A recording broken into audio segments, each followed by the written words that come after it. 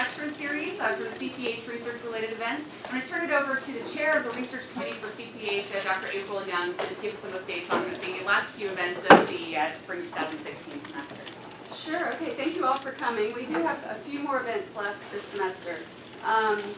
One is the research design case competition. That's on April 7th, and it's in conjunction with Public Health Week. And for that competition, we're inviting graduate students and undergraduate students to come compete to address a public health case. And there will be 3 judges there and a prize, and will be awarded. So please encourage your students to attend. I know it's really hectic with capstones and finals, but we're hoping to get a good turnout. The other event is the Ccts Conference. So as you know, Dean Arnett is the keynote speaker at the conference, and we would like to have good attendance. And also, the deadline for abstract submissions were extended to April 1st, which is tomorrow. So if your students haven't submitted, or if you haven't submitted abstracts, then consider doing that soon. The other announcements we wanted to make were the awards we've granted in the past few months. One is the Pilot Grant Award to Beth Hunter for optimizing function participation in QOL among cancer survivors, exploring the oncology physical rehabilitation interface through survivorship care plans. Oh, mouthful. Yes, right. Yes, it's a really interesting project. On that. Yeah. And then we awarded 3 just-in-time grants to students. One was for a colon cancer screening project with Candace Brunk and Dick Criscio. The other was sexual desire psychometric pilot study with Nate Wilson and Kristen Mark. And the third was utilizing MSM geosocial networking applications for HIV research in rural areas, and that was with myself and Angel Aldrin. And then we also wanted to announce that Kate Edens had received an award from the Kentucky Lung Cancer Research Program recently, and that's for connecting Appalachians to lung cancer screening. Are there any other announcements that I've missed? Just related to these upcoming events, we've got flyers, hard copy flyers, if you'd like to pick those up to distribute to students or have as a reference for yourself out on the sign-in desk. And also, if you requested a certificate documenting your attendance of this event, those will be available on the sign-in table after the event. So that's all we've got. All right, thanks. Thank you, Dr. Young. So we'll turn it over now to our distinguished panelists here. We wanted to design this event to provide you all with an opportunity to get to know the research interests, the background, and the current projects of some of our new faculty members. And we have the Department of Biostatistics, Health Management Policy, and the Department of Gerontology represented in our new faculty cohort this year. I think Dr. Hunter joined us the soonest. That was in July 2015, or January 2015. And so you all, yes, the rest of the faculty joined us in July 2015. So this is the end of their first year with us, and they're really wonderful resources for team-based sciences collaborators and also for graduate students and undergraduate students to get to know the kinds of projects that they're working on. So we'll kind of go through in alphabetical order. I'll be introducing each of the speakers in turn, starting with Dr. Beth Hunter, and I'll tell you a little bit about her work before turning it over to her. Beth Hunter, PhD, is an assistant professor in the Department of Gerontology, and she's a licensed occupational therapist who received her PhD in gerontology and completed postdoctoral training in rural cancer prevention and control. She's been funded by the NIMHD to explore supports and barriers for people with spinal cord injury, SCI, traumatic brain injury, TBI, and stroke who live in Appalachian, Kentucky. Dr. Hunter was funded by NCI to explore the impact of health literacy on health outcomes for people from Appalachian, Kentucky who receive physical rehabilitation for cancer diagnosis. She currently has funding through the USDA to help farmers with disabilities continue to farm, and from CORI to help engage people with SCI, TBI, and stroke for rural communities in patient-centered outcomes research. I'll turn it over now to Dr. Hunter. I'll get your PowerPoint out there.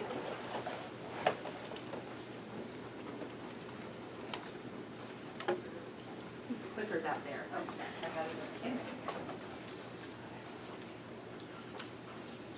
So you're going to get to hear about all of that again. So glad to get to introduce myself and what I'm doing, and hopefully people are interested in similar areas that I am. I kind of have a broad area of interest, so there's a chance you would be. I've titled this Maintaining or Enhancing Participation Among Older Adults to Improve Quality of Life and Health Outcomes. That kind of is broad enough to overarch most of my projects. So you have that information. I did do a patient safety fellowship at the VA as well. Non-traditional career route, So when I finished my postdoc, I went to Cardinal Hill Rehab Hospital and became director of research there and did not go directly into an academic setting. Great experience, really good clinical experience because I am an occupational therapist but have not really practiced clinically. So this gave me the opportunity to be in a clinical setting working with not just OTs but OTPs, PT, speech, nursing, etc. And so I got to see the experience, have the experience of seeing research done in a clinical environment, helping other people do research in that environment, doing my own research in the environment. So it was a great experience. Then decided wanted to go back to get into academia, went to an OT program in Georgia, and from there, here to the Gerontology program. So not everyone understands occupational therapy, and it is where I'm coming from, even though I'm not the diehard clinician. It is the way I look at the world. So I just want to give you a little bit of a background on OT. And it's one of those things, because of the title, occupational therapy, people don't know what it means. Yes, oh, return to work. No, occupation is a big term. It's activity, it's participation, it's doing what's important to you. So the primary tenet kind of underlying all of occupational therapy is that we are occupational beings, all humans. It's going to look different culturally, it's going to look different age, it's going to look different in a lot of different ways, but we are all occupational beings. And that our health is actually kind of reliant on being able to participate in the occupations/activities that we need and want to do. That's not just, that most of us, when we do activities, are not doing it alone. So there's a big component of being connected, of integration. So social integration, family integration, etc. So this idea of occupation also is really important for identity development. A lot of us see ourselves by what we do, for better or worse. That's not always the best thing in the world. But health, productivity, and quality of life are all connected. And as I said, occupation is broad. So it's fitting socially, it's getting to church, it's being able to get the education you want, having hobbies you'd like to do, your activities of daily living and independent activities of daily living, and instrumental activities, sorry. So just briefly, I happen to like frameworks and models, so there's two that I'm kind of using, and that I think will also help you see where I go in my interest. So ICF, the International Classification of Function, is a classic model used in rehab. And then the model of human occupation is sort of a classic model used in OT, so we'll go through those. ICF is biopsychosocial model of disability. So disability comes from not your diagnosis, but from how well you can go back to society. So a lot of disability is really how well society prepared to give you the access to the things you need. So biopsychosocial is looking at this dynamic interaction that the person cannot be removed from their health condition, from their environmental factors, and their own personal factors.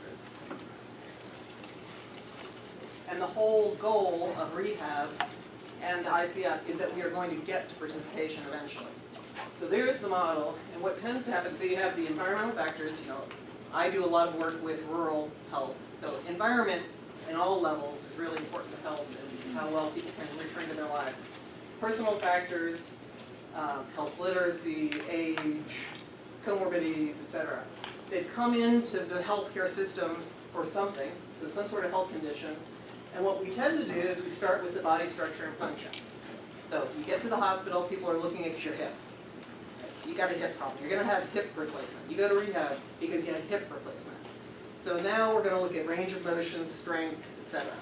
The problem is when you get stuck at that level. When you're working with a patient, you can't be just looking at their range of motion, etc. You got to get to this, all right, so let's work with them so they can walk. Let's work with them so they can walk down to their mailbox and get their mail. So whenever you're in the healthcare setting, you have to be thinking of beyond just the body, but the person in context. So MOHO is sort of the same idea. It's looking at, you've got the roles, routines, what do I typically do in a day, my values, my interests, what's the environment, and what is my performance skills? What can my body and my mind do? So all those things work together, and when something's out of whack, it can kind of get the whole deal out of whack. So thinking about it from that point of view, My questions tend to be, what's the influence of participation by type of illness? So I'm looking at everything from cancer to stroke to TBI, et cetera. Disability level, geographic location. I do a lot of the urban, rural, particularly Appalachian. There's always a tension when we're talking about this. We want people to go back to do what they want, but maybe is it safe for them to do that? When does safety get in the way of participation? I'll talk about agribility, and that's a good example of one. If there's 3 things you can do. You can change the person, you can change the environment, or you can change the activity. So all 3 of those can be used to help people get back into what they need and want to do. So in the past, it was mentioned, so I have had funding with NCI looking at people who came to inpatient rehab primarily for cancer diagnosis, and was looking at the impact of health literacy coming from an Appalachian community. So they come to at that time, Cardinal Hill, they come to the big city, come into inpatient, getting kind of top of the line care. Then what happens when they are discharged home? Where are they getting their health information, et cetera? But also kind of underlying for me, one of the things I wanted to look at is who the heck got inpatient rehab for a primary diagnosis of cancer, because it's not the norm. So I wanted to explore that, got the chance to do it. While I was at Cardinal Hill, because I was in that setting, and I'm thankful for it, stroke, TBI, and spinal cord injury are the primary diagnosis that you'll see in inpatient rehab. So they were like, let's do a little work with that, and I partner with Kathi in physical therapy now. I started then, and I still work with him now. And through a state-funded, small, qualitative study, community-based participatory type study, we were able to start developing a network. And we have the Kentucky Appalachian Rural Rehabilitation Network, or CARN. It is still an ongoing entity, and it started from a small qualitative. We then got funding from NIMHD, which was an infrastructure grant. So that was funding to help us develop this network, and we did that. Since then, so it's been about 9 years, and CARN meets monthly. We have telecommunication capacity, and it's predominantly Eastern Kentucky, but we're kind of broadening to rural as a whole. So currently, I've been working with agribility for a number of years, but we were refunded recently. It's through the USDA, and so this is a perfect OT grant. This is helping farmers with disabilities continue farming. And so, back in the day, it was much more about traumatic injury. Nowadays, we see just as many older adults, older farmers, and that are there for chronic older conditions, back pain, arthritis, joint issues, diabetes, chronic health conditions. But we still do see younger people with traumatic injury as well. But so with that, besides advocacy and education, we actually go to the farms and help them adapt equipment, change their workflow, whatever is needed to help them be able to do what they need and want to do. But this is one of those examples of when is it safe and not safe, and where do you draw the line, and it's very complicated. So farmers, you don't tell them to stop farming. They're not going to stop farming. So is it our job to get them onto that tractor? I don't know. Sometimes there's ethical dilemmas, but as a whole, we try very hard. And we just got Pcori funding, and that's with Pat Kitzman again. And it's related to CARN again. So with Pcori, they've got this nice little pipeline, and we kind of, first level, the goal is for us to get out into this community that we work with, spinal cord, TBI, stroke, rural, and help see who wants to be engaged in patient-centered outcomes research, what are the barriers to being involved, to understanding it, to not being afraid of research. So we just started that, and the funding started in January. And then I've just gotten 2 pilot grants since I've been here. I was happy to get back into UK because of the cancer connections. And so I'm trying to build that now that I'm here. So both of them, one is looking at returning to work for middle-aged and older adults, cancer survivors. And then the one, and that's, we've interviewed 15 people to date, and we're still recruiting. The other one is just starting, it's an IRB, and this is an interesting one looking at using cancer survivorship care plans, which is a new thing that is being required at cancer centers. It's being evolved into a requirement.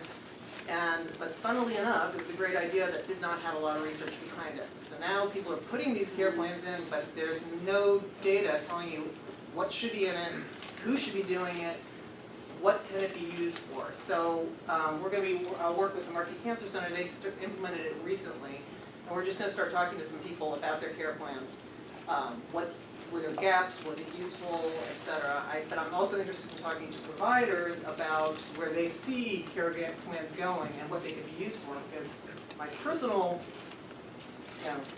plan here is that this is a great place for people who need rehab to perhaps get connected with it. So if we're looking at survivors and looking at their functional, we get to that participation piece, maybe we can help people before kind of the decline. Say you're talking about somebody older who's got a bunch of comorbidities as well. The cancer diagnosis and treatment in no way, shape, or form help them with their functional ability. But it's still just not the norm for those people to get referred. And actually people that do get referred are people that have had rehab from some other thing. So they've had a stroke or something before. So those are the ones, I mean, future work, Corey, hopefully this is the pipeline where we get this little one done and we just keep building up the line with that. And still working with this idea of looking at participation for the cancer survivorship. You know, whether it's developing some sort of algorithm, where should we be having evaluations, where does rehab plug in across the continuum, who would benefit the most, are there some red flags, is there a checklist we could develop of who should be really thought of to be referred for an evaluation.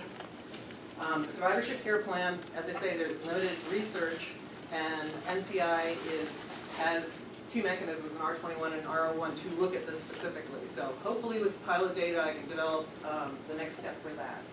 And then down the road someday, looking longitudinally at change and function over time for survivors. So that is hopefully not too long, an overview of all the different things that are going on. And hopefully people are interested, if so, please contact me. Yes, and I forgot to say, hold questions until the end, but for now, let's give Dr. Hunter a round of applause. And we'll have an opportunity for Q&A after each of the panelists have presented their research interests. So we'll turn it over now to Dr. Kathi Harp, who is a new assistant professor in health management and policy. Dr. Harp is an addiction health services research with a focus on health disparities. Her background in sociology and behavioral science has shaped her research interests, which include the substance abuse careers and treatment needs of women, particularly mothers, addiction health services in rural and urban areas, and behavioral interventions with special and underserved populations.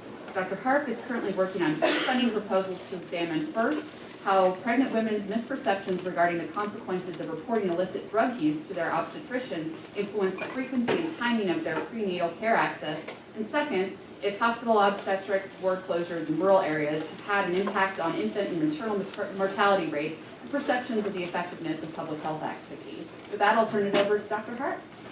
Hi everyone, thanks for having me.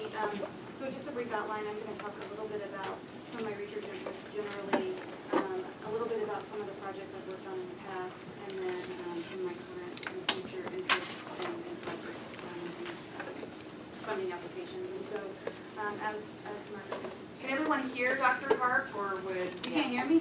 Oh. Can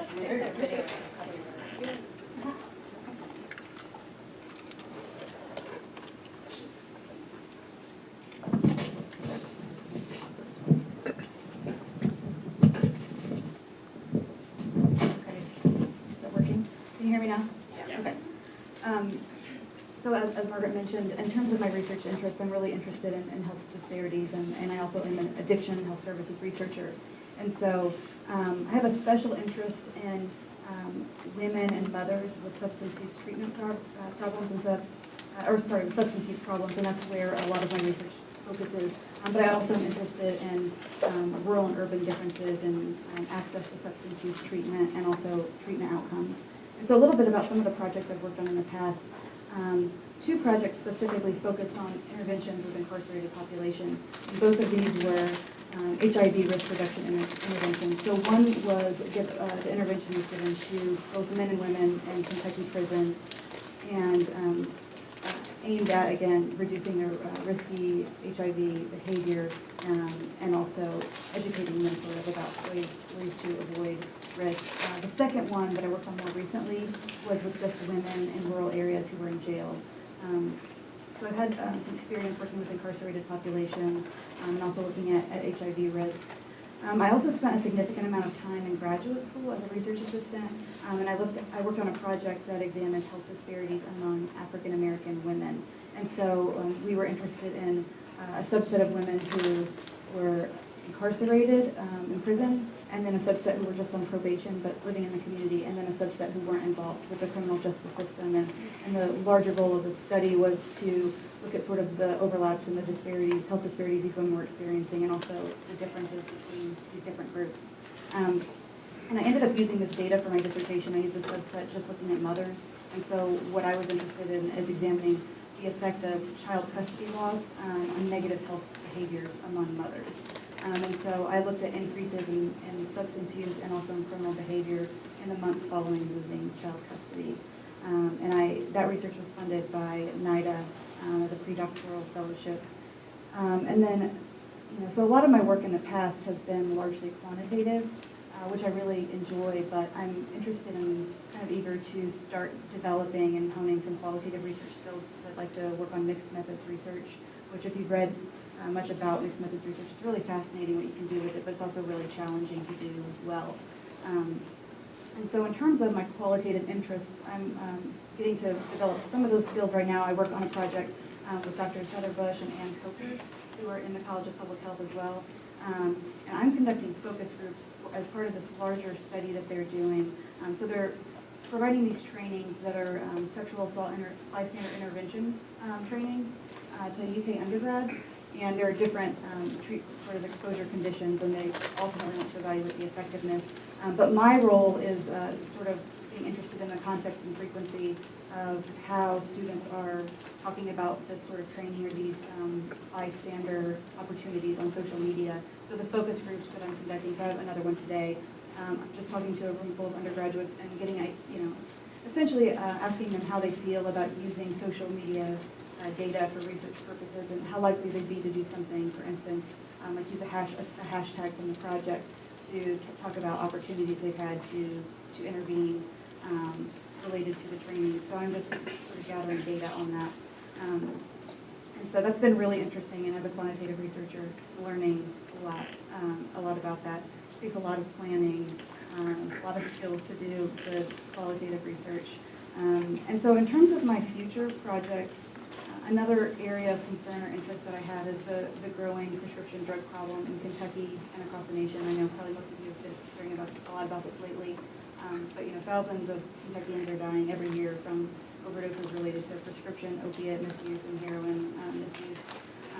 So recently I co-authored an application with High Borders, and we're sort of looking at, we're interested in looking at the transition from consuming drugs via oral routes or other routes, and then transitioning to injecting. So looking at the social context and the catalysts that lead people to go from taking drugs via a less dangerous route to injecting, because once you begin injecting, your chances of overdose obviously increase.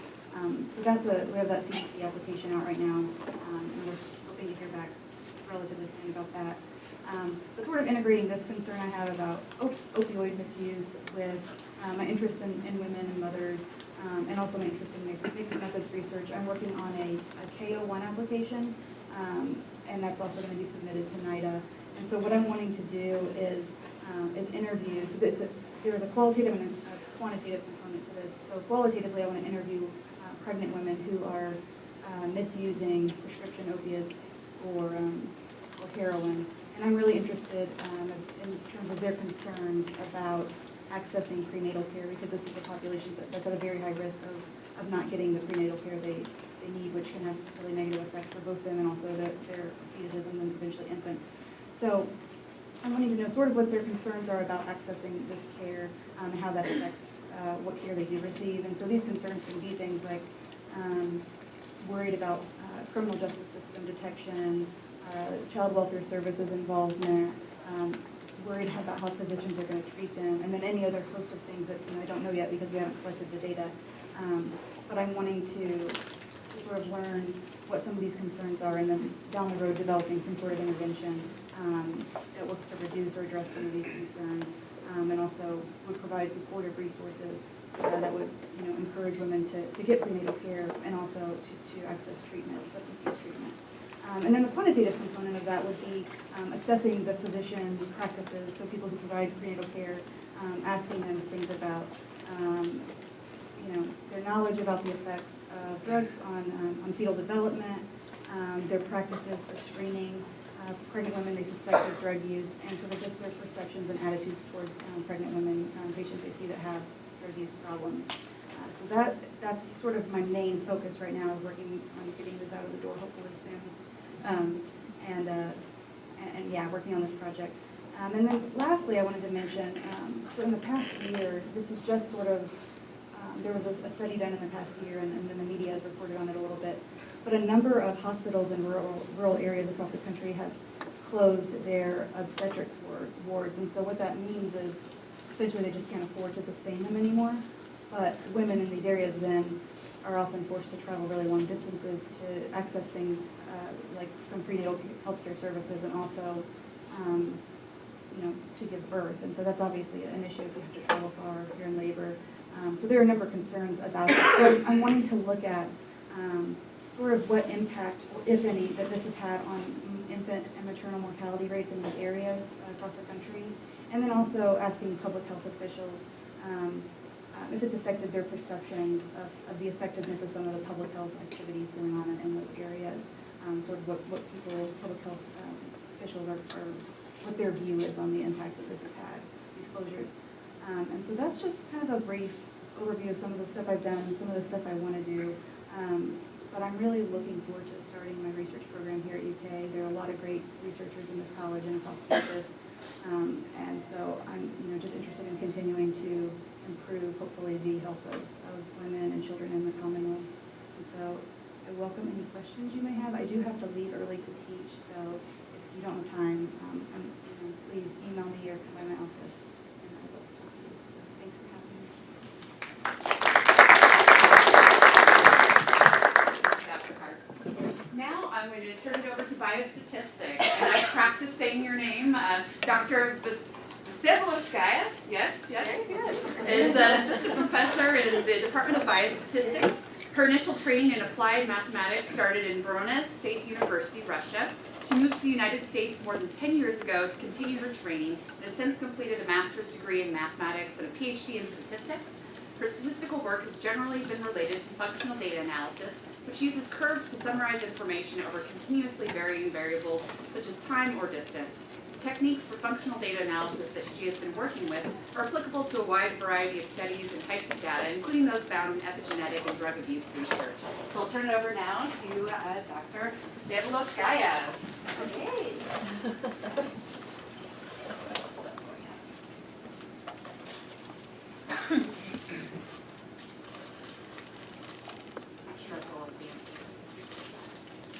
Yes, all right.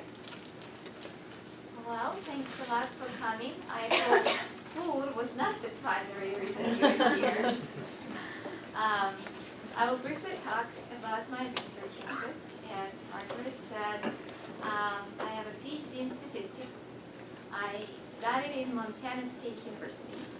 And then I had an IDA-sponsored postdoc in Michigan State University. So I went from one MSU to another MSU. So UK is a crash change. I feel like I've been in MSUs for over 10 years. And as Margaret said, I'm interested in functional methods. So broadly speaking, I'm interested in functional data analysis. Then there are different types of functions that we can work with. One of them called parametric functions and another one called non-parametric functions.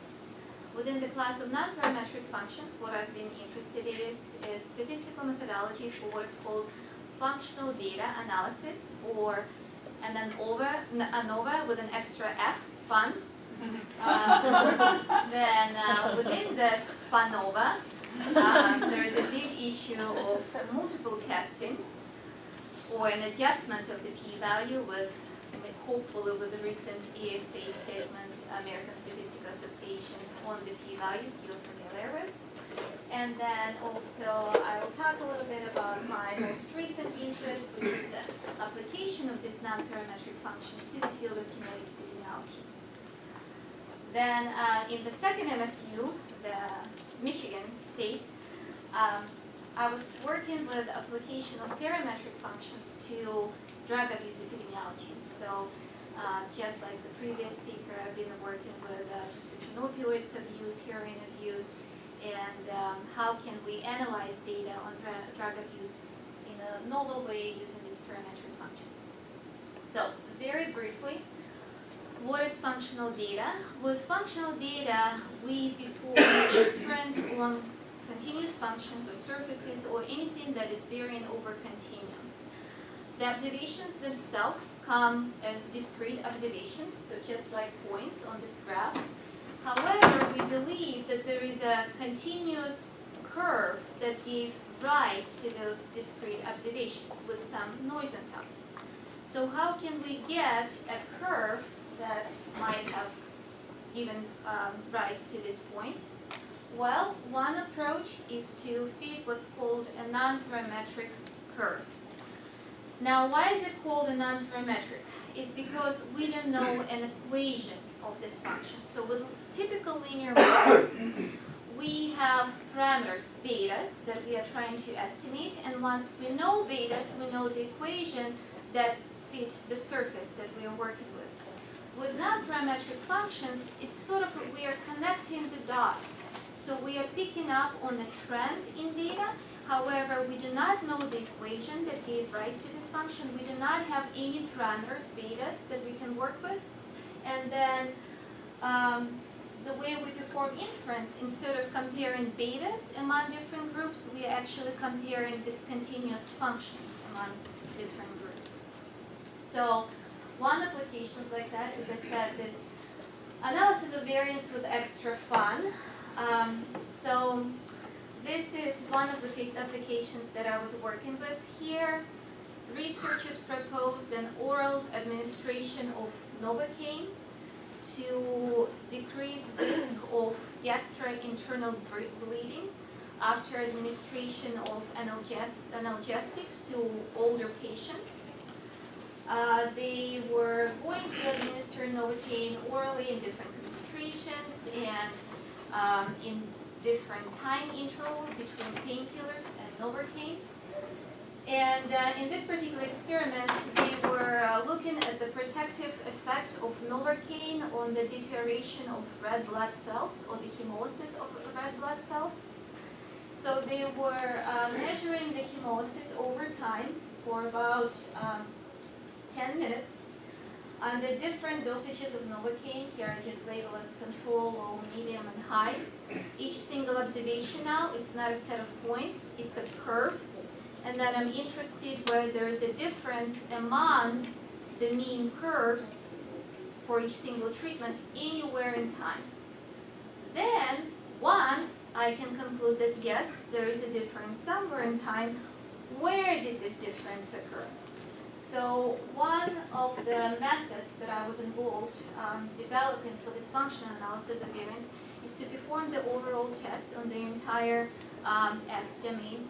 Then, if you were to give me a sub-intervals of the X domain that you're interested in, I can see whether there is difference among curves within the sub-intervals, and then perform pairwise comparison. Now, there are lots of tests that potentially one can perform in this particular setting.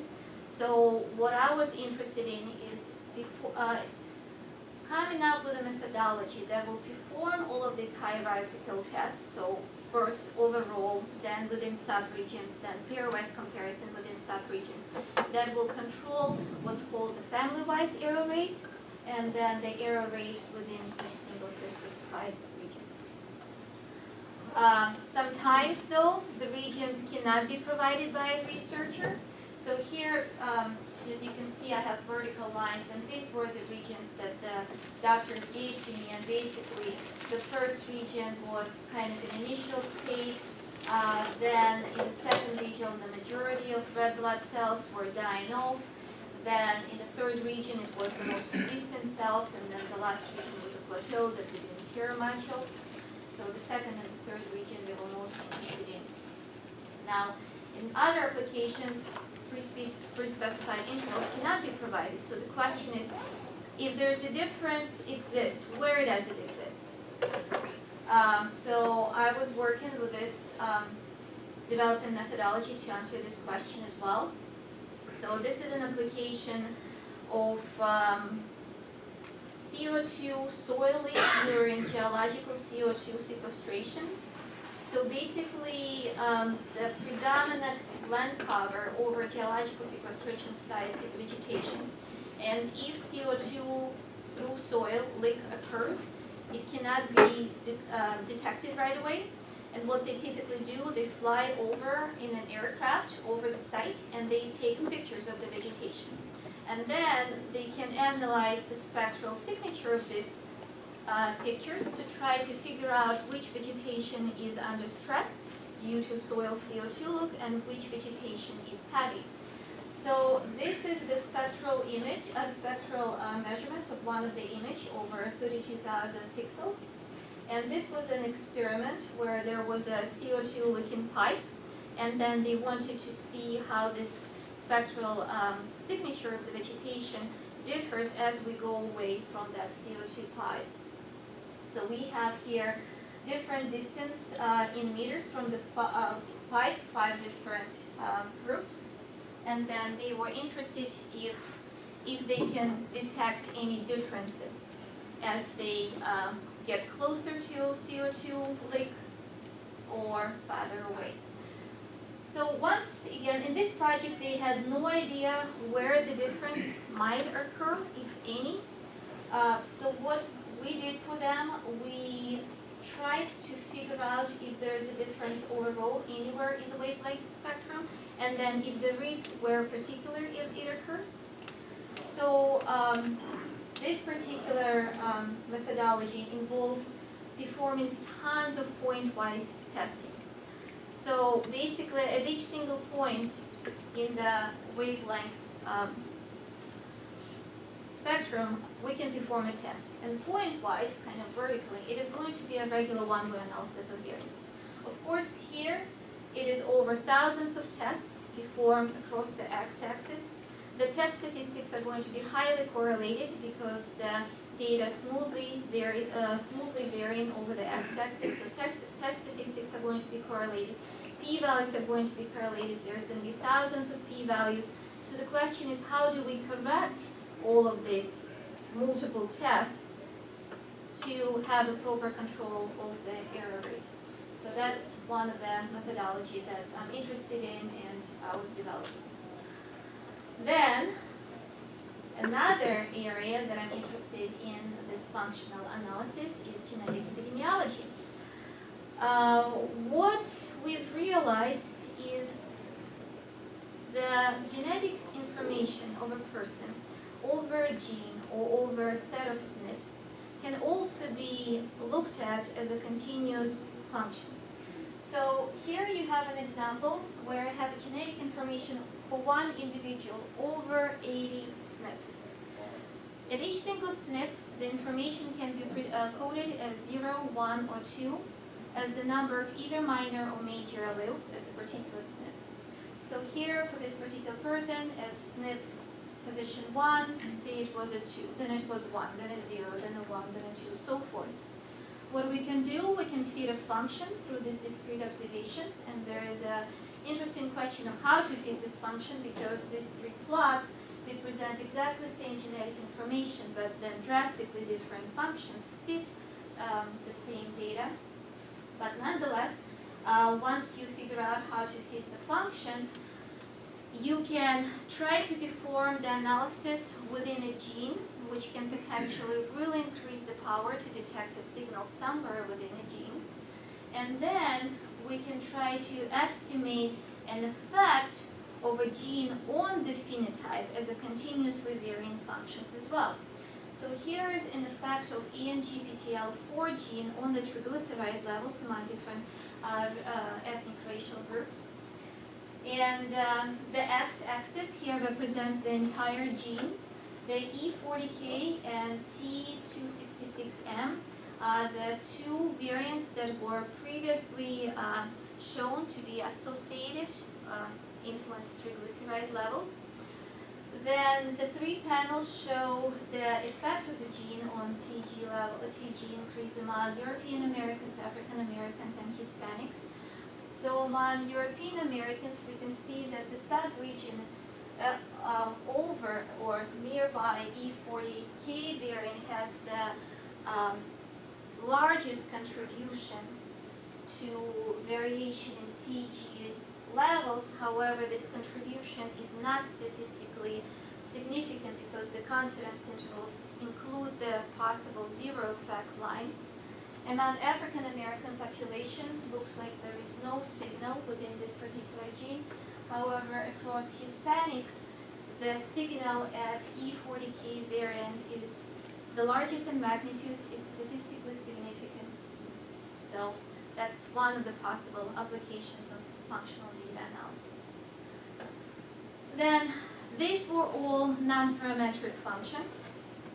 Another way of considering functional observations is that the curve that gave rise to discrete observations, we know its equation. So this is called parametric function. With parametric functions, we're dealing with parameters. So what's the difference between parametric functions and, say, linear models, where we have a set of parameters, betas? Well, with linear models, the model is linear in beta. With parametric functions, the model is non-linear in parameters. So it doesn't mean like we have like beta naught plus beta 1 plus beta 2 plus, so the linear relationship here, it's non-linear. And this is one of the examples of possible non-parametric function. It's a Hill equation that describes a dose-response relationship. And the four parameters of interest are the upper asymptote, the lower asymptote, the effective dose 50, and then the slope at the ED 50.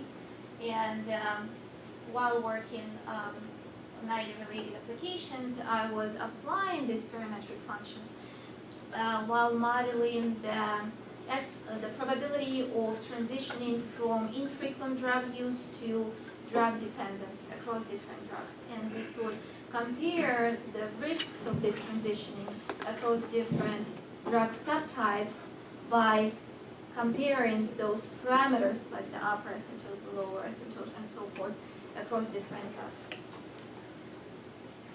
So, thank you. That was, I know, not that interesting for majority of you. However, I hope that a small portion of you may be interested in functional methods, and if you are, maybe, I'm crossing my fingers. Please let me know. Thank you.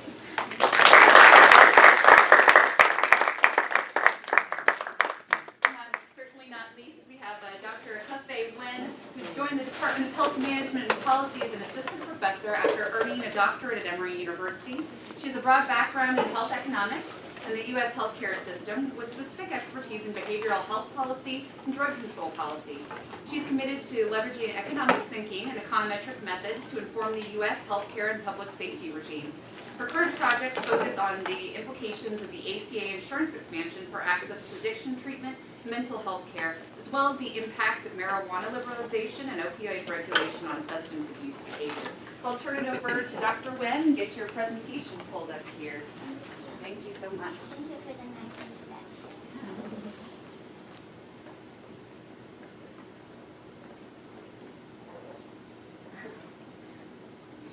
So my presentation is actually would be less formal.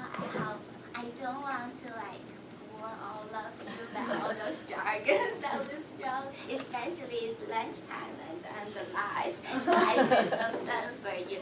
So instead of just talking what I'm doing, I more kind of want to have this opportunity to for me it's also a reflection of my life, and also try to figure out, how I got here and why I'm doing what I'm doing now. So, I was born and raised in Beijing, China, by my two loving, caring parents. So now I feel like no matter how far away I come, I just feel like I can always, and you may my parents, they teach me in terms of like, always want me to be grateful for and content with whatever I have, everything I have, and also never take anyone, anything for granted, and also like share every of my blessings with people around me, especially those that have older than me. So the highlight of my childhood, I was a strictly trained figure skater when I was like about 6, and actually I retired at 7. So before I turned 8, that actually this is like my last competition in a regional junior championship. And I said that is a highlight of my childhood because figure skating taught me, so it taught me not only the elegance and the grace in terms of the posture, but also in terms of the attitude and perseverance, and in terms of just like hard working and discipline. And I put this photo out because serendipitously it was like exactly 21 years today. So that was the competition day.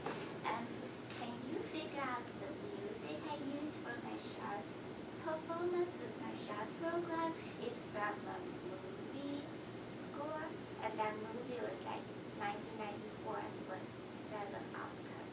It's one of my favorite all-time favorites.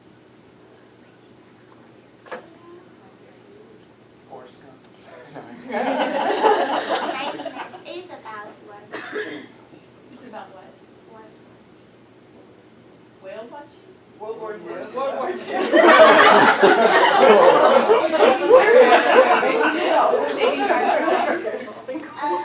Would you say Saving Private Ryan? Yeah. 1994. Sooner. A gentleman and Yes. No, watch that. She knows this. So I mentioned this. So this is actually the beginning. If you remember, like all of the, like the background is like dark, like black and white, and white color. The girl in red coat in front of the camera. So it's actually, this is the music that my parents selected for me, and they insist that I change my short program music like just 3 months before the competition. But I think, although I was too young to understand, but they want to tell me it's like it's always to see the kind of the beauty and the humanity even in the darkest moment of human history. So this is actually, I carry that lesson through. And my schooling. My tutor said that I never want to let my schooling to interfere my education. So fortunately, my schooling is always part of my education. That's the middle one. That's like I graduated from college and I received my bachelor's degree in economics from Beijing University. And then just last summer, and that was my final dissertation defense, and after all the champion, the celebration, and that is the holding ceremony. So last summer I graduated from MA and I got my PhD in health economics and health policy. So I have all like great teachers and mentors throughout those years, and they taught me not only to be a critical thinker and independent researcher, but also to take pride in my work and also have fun. So all of those lead to my although a lot of people like call me a health economist, but students know that I'm fake economist. But I'm an economist to the extent that, as Margaret mentioned, that I want to leverage economic thinking and econometric methods to understanding and kind of like also informing policy. So I call myself more a health policy researcher. So my policy interests like overall not only health policy but also drug control and criminal justice reform. So I mentioned that I'm only an economist to some extent because like economics, I can appreciate beauty in terms of its simplicity, like all those equation, mathematical formulation, they try to reduce the human behavior down to like just a single equation. But I also want to recognize that at the meantime actually abstract away a lot of complexity about the world, and especially about human behavior. I want to recognize that actually the human behavior is a lot of time is like really unpredictable. The loveliness, stupidity of human behavior.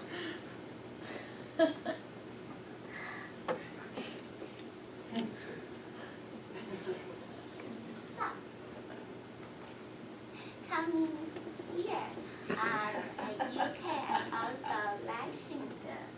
Yeah. Okay, I don't want to spoil that.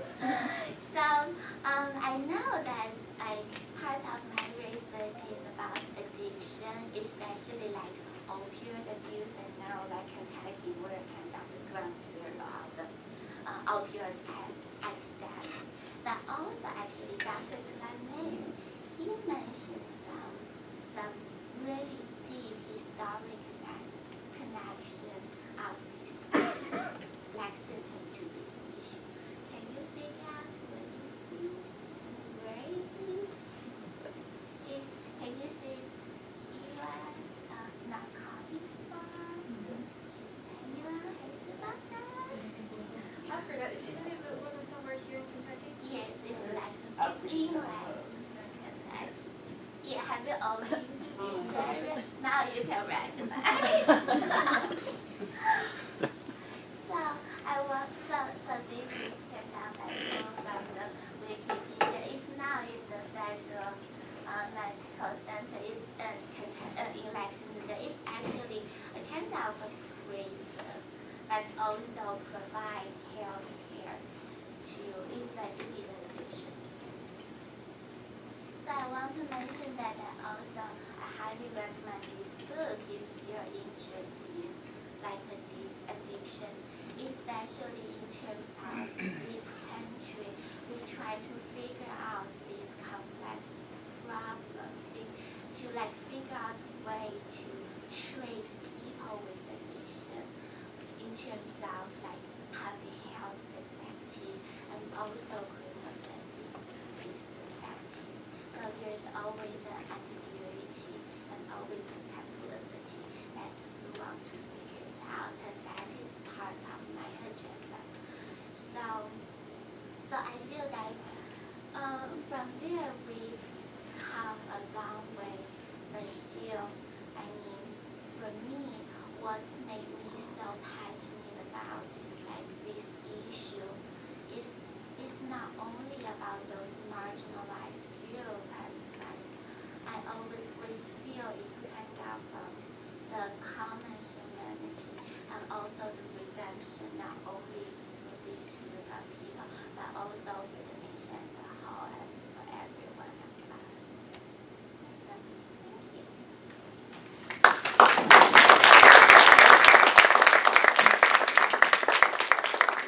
Thank you so much to all of our panelists. panelists for sharing your work and sharing something about yourselves to introduce what your contributions can be to this college. And now I'll turn it over to the audience to see if there are any questions for our distinguished panelists, anything you would like to know more about.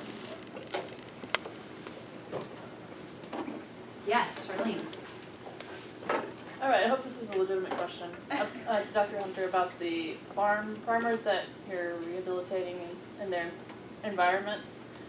Do you get any pushback from their families as far as reintroducing them into the work? Like if they don't want them to go back or think it's too dangerous, or are they supportive? Yeah, so first off, to be clear, the agribility is not clinical. Right. I happen to be a clinical person connected to agribility. Before me, it was just a bunch of guys who like toys and put stuff on tractors. So I'm the only one that's bringing the safety thing into the deal. But, so we're not doing rehab, but we are helping them get back to their work. It comes up predominantly with children, adult children, saying he should not get back on that tractor. At the moment, that's not under our purview. We can certainly talk to people. We can give them options on what you could do without the tractor, or help them problem solve a little bit to try and avoid the issue. Right now, there's no good answer to it. But we can make things safer, whether it's backup cameras, there's a lot of things that can be done. Tractors are the most dangerous, although working with animals are really the most dangerous. Older people, the older farmers tend to back off of that before they're going to back off on the tractor. But it's an issue. Thank you. Other questions?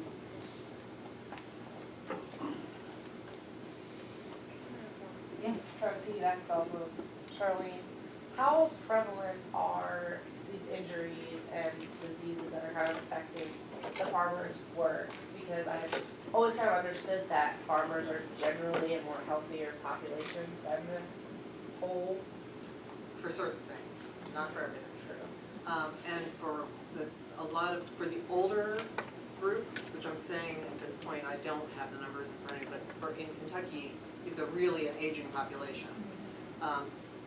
They're out and they're exercising. I mean, they're getting their physical, but they're also getting a lot of repetitive injury type thing, back stuff from the tractor, lifting. So I mean, there's a lot of stuff in what they do that's going to cause some body breakdown. Then on the other hand, I'm still seeing, a lot of diabetes. So whatever that lifestyle is not all that, all that great. But with traumatic injury, back in the day, I think it was more so from equipment, which still happens. But the original hook is the farmer's hook for amputated arm. That's what it was called because everyone was getting their arms amputated. There's a lot more safety things with the equipment now. So the people we've worked with tend to be younger adults that were injured elsewhere. So whether they had a car accident, a spinal cord injury, but they want to keep doing what they're doing. My question's for, sorry, it's going to be Dr. B and everyone. Did you guys come to Kentucky because of our high rates of drug abuse and addiction problems, or were there other reasons that you decided to come here? For both of you. Because I'm not an epidemiologist by training and not a drug abuse epidemiologist, I would say no. Prescription opioids epidemic here in Kentucky was not the primary reason I was drawn to this particular department. For me, I think it's yes. It's just I'm really interested in addiction problem in general, and also when I do my just the job market searching, I didn't know a lot about the history and the problem here, and so the first time that I come here and do my job talk, do my campus visit, and I talk to my colleagues in the department, Julia, Sarah, and also Dr. Glenn. He's the one that recommended that book and told me about all those history, and I learned a lot about the problem here. So that is one of